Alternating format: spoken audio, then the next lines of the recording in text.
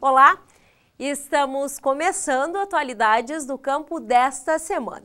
No programa de hoje, nós recebemos aqui no estúdio da Unicruz TV acadêmicos já profissionais do curso de mestrado em desenvolvimento rural da universidade que estiveram realizando uma viagem no mês de julho a um país aqui vizinho ao Uruguai. E eles vieram nos contar um pouquinho a respeito do que eles vivenciaram lá e puderam perceber a respeito da produção de carne, produção de grãos e também a produção de leite. A primeira acadêmica, já profissional que está aqui conosco, é a Cecília Pocente, que é bióloga. Tudo bom, Cecília? Seja bem-vinda. Prazer tê-la aqui conosco novamente, é nosso, né, de poder participar do programa e trazer atualidades que a gente está vendo, né, na nossa jornada profissional, que vai acabar atingindo os acadêmicos também da universidade. Bom, então, Cecília, como é que foi essa viagem? O que foi possível observar? Tu vai falar mais especificamente de algumas questões mais voltadas à questão do gado, né? Sim. E o que foi possível observar, então? Bom, essa viagem, na verdade, ela partiu de uma disciplina, né, do mestrado, que é Qualidade e Certificação da Cadeia Produtiva. Essa disciplina ela é ministrada por uma agrônoma, né, que é a professora Ana Lúcia Ribeiro, e pelo professor Jorge Dias, que é médico veterinário. Então, nós fomos até o Uruguai, né, na propriedade El Rincón, que é de um brasileiro, né, que tem uma grande área de terra lá, e eles trabalham com um sistema de criação de gado orgânico nessa propriedade. Como é que é esse sistema? Para nós, aqui no Rio Grande do Sul, isso ainda não é muito debatido, porque demanda de uma grande área para um número pequeno de animais, né? Então, essa área ela tem que ser delimitada, ela tem que ser cercada, é um número restrito, os animais eles têm que nascer naquele sistema de criação, durante toda a sua vida eles não podem receber nada de produto químico, nem o solo, onde tem a pastagem, né, que serve para alimentação. Então, é um sistema bem interessante e que tem um mercado garantido. Em relação à questão do mercado que você falou, Cecília, o preço dessa carne produzida, ele é maior do que a carne que não tem esse tipo de certificação? Sim, não, com certeza. Essa carne ela tem um valor agregado a mais, né? Porque requer um manejo diferenciado, uma área diferenciada. Então, tem um mercado certo, né? No Uruguai tem o frigorífico Pool, que compra toda essa carne e ela acaba sendo exportada para a China, né? Então, eles ganham um percentual a mais por quilo de carne produzido. Então, quer dizer que se o animal necessitar de algum cuidado, se ele vier a ficar doente, ele não pode receber nenhum tipo de medicamento, de produto que possa interferir na qualidade dessa carne. Ela já não vai mais ser orgânica. Isso. Não, o animal lá, ele não tem nenhum controle, nem com ectoparasitas, endoparasitas, não recebe nenhum tipo de medicação. Se vir ao caso de precisar de algum medicamento, então esse animal ele deixa de ser um animal orgânico e ele é misturado aos outros animais, né, do sistema de confinamento tradicional. Né? Então, o controle desses animais ele é feito por produtos homeopáticos, produtos fitoterápicos, né, que me chamou bastante atenção porque a gente tem uma linha de pesquisa aqui na universidade sobre isso. E o controle, no caso de endoparasitas, né, que eles têm bastante problema com isso lá, é controlado com exames de OPG, né, exames de fezes, então é feito o balanço e é tentado tratar os animais de uma forma orgânica também, com produtos naturais.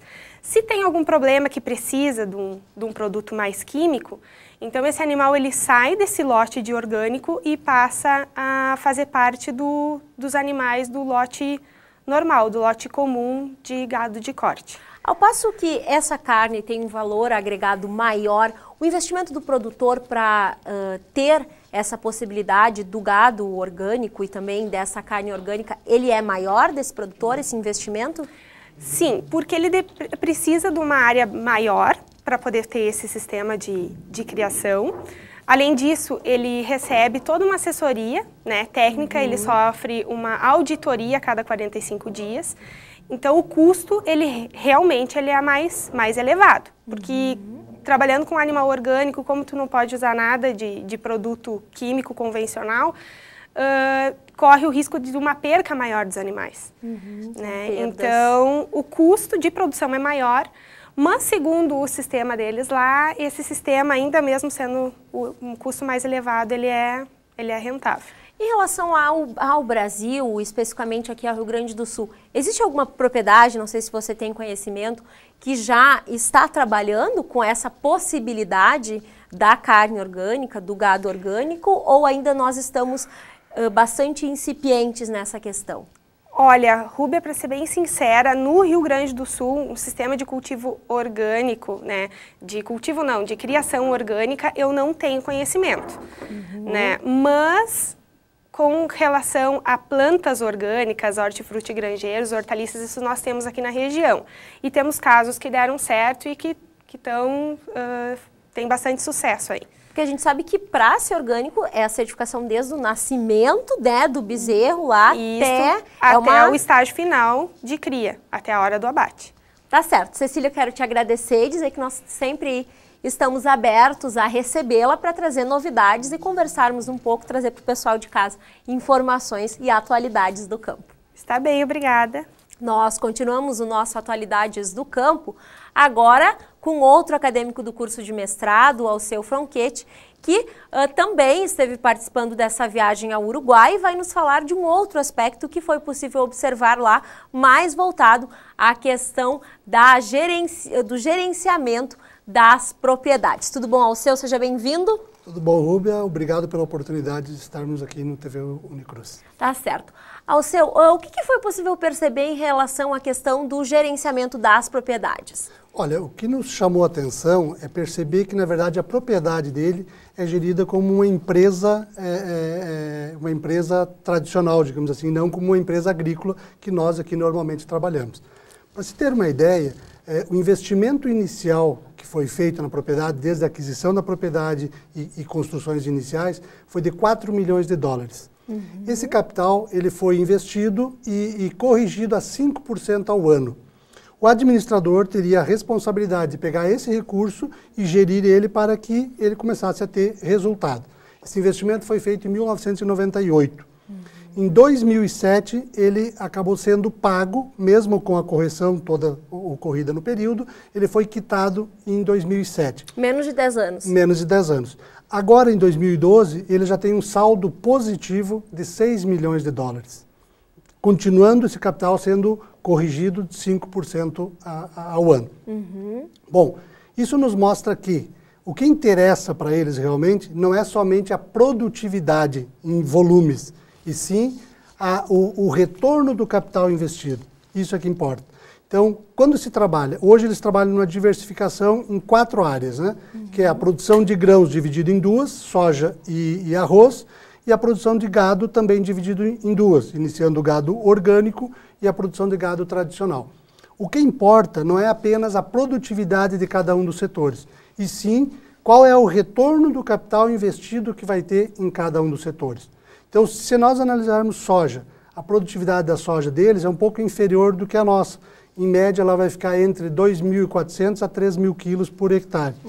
Só que o capital investido é menor do que o nosso. Insumos investidos são menos do que nós utilizamos. Então, com isso, tem um retorno financeiro e, por isso, economicamente é viável.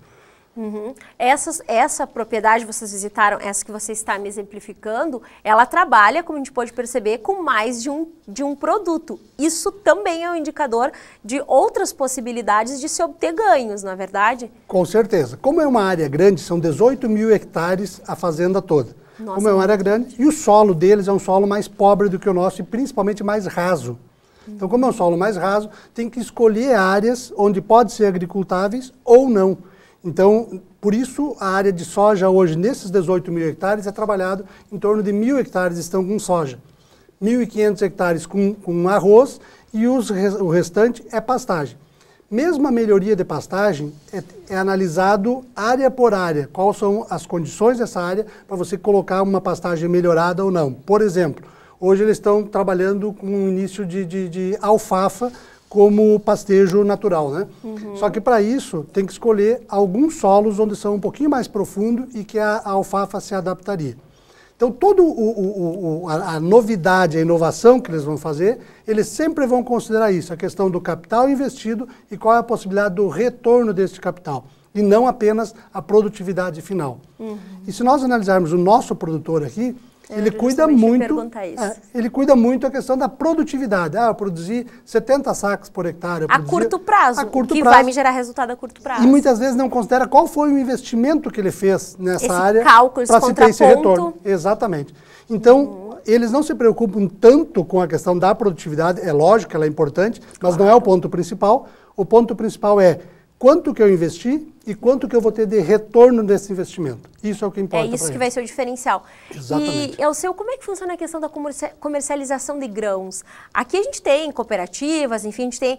Como é que é nessa fazenda que tu podes observar? A comercialização ela é semelhante um pouco da nossa, só que com uma distância bem maior. Quem entra no Uruguai percebe-se que praticamente não tem movimentação de caminhões e tal como nós temos aqui. Por quê? Porque a produção é muito isolada, ainda são poucas propriedades naquela região que realmente trabalham com grãos. Então a comercialização disso também é dessa forma, quer dizer assim, a distância para se levar esse produto é um pouco maior. Como essa é uma fazenda grande, ela tem a armazém próprio, com balança e tal. Então, todo o produto que sai da propriedade já sai analisado, já sai com destino certo e com comercialização certa. Então, facilita negociado, negociado já, semelhante ao que ocorre com as nossas propriedades aqui, não é muito diferente disso. Enquanto profissional, sei que tu trabalha nesse ramo de comercialização de grãos, enfim, nesse setor, o que pode se observar a possibilidade dessa propriedade trabalhar com um profissional formado, um administrador justamente colocado nessa propriedade com uma visão empresarial, de trabalhar todos os aspectos que essa propriedade pode produzir, seja carne, leite, enfim. Claro. Como eu disse, assim, como o objetivo principal deles é retorno de capital, todos esses aspectos são cuidados, são trabalhados. Inclusive, hoje, um dos aspectos que ele está tentando buscar na questão da comercialização é trazer o grão produzido no Uruguai ser comercializado no Brasil, porque tem um retorno um pouquinho maior do que comercializado lá, já que a diferença de preço fica em torno de $5 por saca de grão comercializado. Bom, esse administrador é um administrador brasileiro que cuida da propriedade, isso também nos chama atenção, embora sendo no Uruguai o administrador é brasileiro. E esses aspectos de retorno é algo assim novo dentro, digamos assim, do setor de administração agrícola, já que as propriedades não trabalham isso. Lógico que é uma teoria antiga, se nós vamos voltar lá na teoria econômica, vamos perceber que Marx já defendia isso, que na verdade o que interessa é o retorno do capital investido. Só que os nossos administradores aqui muitas vezes ignoram isso e trabalham apenas a produtividade. Então é interessante para nós percebermos que buscar diversificação, no caso deles, é importante e é uma forma de viabilizar a propriedade, mas diversificar com segurança e diversificar com retorno de capital. Isso é que é importante. É, sem dúvida, um modelo de propriedade. Com certeza, com certeza. Embora sendo uma propriedade de 18 mil hectares, e que muitas vezes, então, pelo tamanho, passa a não ser referência, mas a gente observa que os princípios de uma propriedade pequena ou média, ele mantém da mesma forma. Ou seja, diversificar com qualidade, hoje buscando, inclusive, a questão da produção orgânica, como a Cecília já comentou anteriormente. Então, ele faz todo um procedimento como se fosse uma propriedade pequena, só que cuidando todos os retornos de cada investimento que são feitos. Tá certo. Alceu, eu quero te agradecer e dizer que nós estamos sempre aí abertos a recebê-lo. Quando tiveres novidades, por favor, nos procure e venha dividir com o público de casa o seu conhecimento, aquilo que você está estudando, tá certo? Obrigado pela oportunidade e fico sempre à disposição. É nós quem agradecemos. Para encerrar Atualidades do Campo, a gente vai conversar agora com o Jair Melo, que também é acadêmico, já profissional do mestrado, e estuda aqui no mestrado em Desenvolvimento Rural da Universidade. Também vai falar a respeito de um outro aspecto observado em propriedades do Uruguai, que é a questão da produção de leite, já que ele atua junto à CCGL e é mais nessa área voltada à produção do leite. Tudo bom, Jair? Seja bem-vindo, prazer tê-lo aqui conosco. Tudo bem, prazer é nosso. Então, Jair, em relação à produção do leite, a gente já teve a Cecília que comentou a respeito da produção da carne, do gado orgânico. O Alceu falou das questões de gerenciamento das propriedades. O que a gente pode falar a respeito da questão da produção de leite vista lá no Uruguai? Nós visitamos esses dias que estivemos lá 2 tambos leiteiros, de uma região onde se produz bastante leite e, na verdade, o leite é uma das principais atividades do país. O Uruguai é um pequeno país, com em torno de 3,5 milhões de habitantes, e o leite ele representa muito na economia e o foco todo da produção leiteira é a exportação. 90% do leite produzido no Uruguai ele é exportado para outros países. O leite tem crescido bastante naquelas regiões, também no país. Em 2012, o crescimento foi de 7% na produção, porém em 2011 havia sido de 19%. Então a produção vem crescendo bastante, tem reduzido o número de estabelecimentos, de propriedades com leite em função, logicamente, da questão de escala, precisa uma escala maior de produção. E também outras atividades têm avançado. Por exemplo, a questão da soja. Na região onde nós estivemos, a gente viu muitas lavouras de soja que há anos atrás não se via no Uruguai. Então o leite ele está se profissionalizando. Hoje são em torno de 3.500 produtores no país, com uma média de 1.700 litros por propriedade de dia, né? Os rebanhos médios na faixa de 100, 150 vacas em lactação. Então são números assim, se comparados à nossa região, bastante altos, bastante expressivos.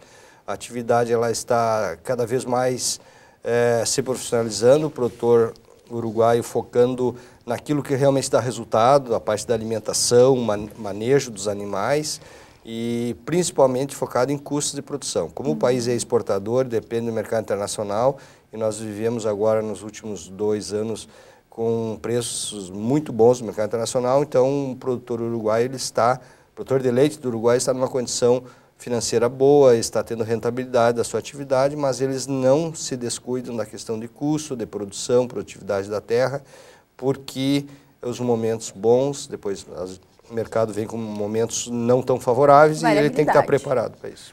Jair, essa questão de poder vender para fora o leite, ela leva em conta aspectos como a sanidade desse bovino que está produzindo leite. Como é que é esse aspecto lá no Uruguai, nessas propriedades? O Uruguai ele tem um cuidado muito grande em relação à questão de doenças. Brucelose, tuberculose, a questão da aftosa, eles são livres, né, para poder exportarem. Os rebanhos são livres de brucelose e tuberculose, que é um condicionante grande para a exportação de leite para muitos países. Então, eles se preocupam muito com isso. O governo tem um controle sanitário rigoroso em relação às vacinações nas propriedades, uma vez que está marcada uma vacinação do rebanho, naquele dia vem digamos assim, um fiscal, um inspetor o que para nós seria a Secretaria de Agricultura, para acompanhar as vacinações, ou vem nos dias seguintes, tem um prazo para que essas atividades sejam realizadas. Então, o país é muito rigoroso nesse negócio. Por quê? Porque eles sabem que qualquer problema sanitário, 90% do negócio deles vai estar comprometido, consequentemente, é toda a atividade, né? Assim como há uma gestão especial com a questão de custos, enfim, há um investimento especial na questão de reprodução. Você falasse que na alimentação, sim. Na questão de reprodução desses bovinos, enfim, você chegou a observar alguma coisa em relação a isso? Praticamente a maioria das propriedades eles usam inseminação artificial. Então hoje a questão de utilização de sêmen sexado é uma regra, já não diria uma regra, mas é uma normalidade dentro assim como no Brasil e em outros países também. Então eles têm um cuidado muito grande em relação a isso. A parte reprodutiva, a parte de produzir animais que produzam leite de raça, aliás, a raça é holandesa, mas que linhagens que venham a produzir um leite de maior qualidade. Como eles exportam e a exportação é basicamente leite em pó, precisa mais sólidos no leite, então precisa mais gordura, mais proteína, então o melhoramento genético é voltado nesse sentido. Se tem um cuidado muito grande nesse sentido. Em relação à questão da alimentação, qual é o básico, assim, o que eles utilizam para alimentar esse gado? A base deles é pastagens, são pastagens de alta qualidade, azevém, Aveia, trevo branco, trevo vermelho são consorciações, então são gramíneas e leguminosas com uma alta capacidade de produção de qualidade, nem tanto em volume, mas em qualidade, são forrageiras temperadas. Então, assim, eles estão migrando cada vez mais para esses sistemas de produção, utilizam ração, utilizam silagem de milho, de sorgo para suplementação animal, porque hoje o preço compensa. Hoje o produtor de leite do Uruguai está recebendo uma média de 40 centavos de dólares por litro de leite, enquanto que o seu custo de produção está na faixa de 25, 26 centavos. Então está tendo aí 30% a 35% de rentabilidade. Então hoje esses preços permitem que ele use mais grãos na forma de ração, mais silagem como suplemento, para aumentar um pouco a sua produtividade e manter a produtividade dos rebanhos. Hoje aqui no Brasil a gente tem uma certa, pelo menos aqui na região, dificuldade em encontrar pessoas para trabalhar nesse ramo da atividade leiteira. Como é que é lá? Tem condições de nos fazer um paralelo? A gente sabe que existe uma maior valorização desses profissionais que trabalham com atividade leiteira lá, nos tambos, enfim. Sim, essa questão da mão de obra, essa é uma questão assim, eu acredito que global. No Brasil nós estamos tendo um problema seríssimo de mão de obra, tanto para a atividade leiteira quanto para a produção de grãos, mas principalmente na atividade leiteira porque ela envolve durante mais horas do períodos do dia. Claro. No Uruguai é da mesma forma. Nós visitamos um tambo com 180 vacas em lactação, que a atividade é tocada pela família. O proprietário, a filha e o genro. Então são 3 pessoas que tocam basicamente a ordenha, maneja os animais, tudo. E todos eles falam da dificuldade de mão de obra, do custo alto da mão de obra. O Uruguai, pelo que a gente viu lá nessas propriedades, não tem tantos entraves trabalhistas quanto nós temos aqui. Nós temos uma legislação urbana que deve ser aplicada no meio rural e que, na verdade, não fecha. Por causa de problemas de horários e assim por diante. Eles não têm tantas dificuldades nesse sentido.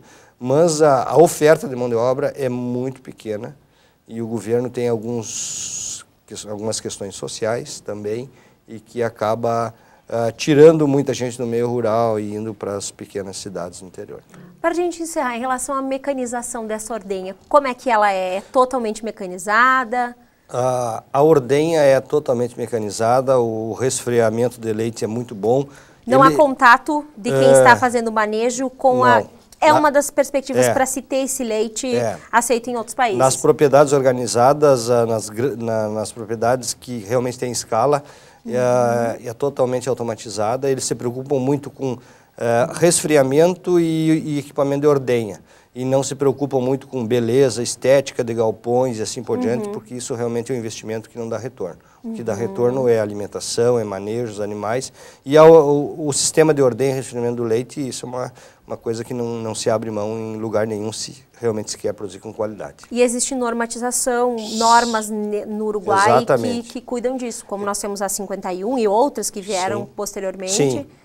Eles têm, tanto que a contagem bacteriana deles é na faixa de 10 a 20 mil das propriedades que nós visitamos, contagem de células somáticas abaixo de 250 mil. Então são padrões, são níveis nessas propriedades de países de primeiro mundo. Então nós temos ainda um caminho a percorrer aqui no Brasil, no Rio Grande do Sul, na nossa região, para chegarmos lá, é isso? Com certeza. Para te ter uma ideia, o Uruguai, com esse número de produtores, nós aqui, com esse mesmo número de produtores, produzimos 5 vezes menos leite do que eles produzem com esses 3.500 produtores. Questões que começam, então, pela produtividade. Exatamente. Tá certo. Jair, quero lhe agradecer e dizer que a gente está sempre aberto para receber aqui você, enfim, os colegas, para trazer informações para o pessoal de casa. Tá certo? Nós que agradecemos pelo espaço e pela oportunidade. Tá certo. Muito obrigada pela tua participação.